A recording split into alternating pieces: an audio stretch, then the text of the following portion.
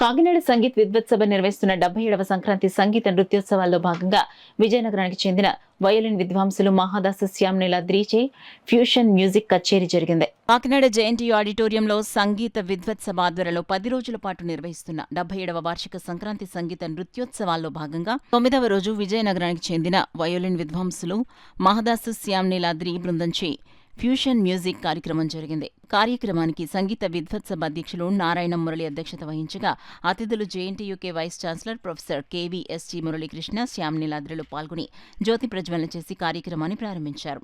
అనంతరం జరిగిన fusion music కార్యక్రమంలో మహాదాసు శ్యామ్ నీలాద్రి బృందం పాల్గొని శ్రవణానందకరంగా చక్కటి ఫ్యూషన్ మ్యూజిక్తో అందరినీ ఆకట్టుకున్నారు.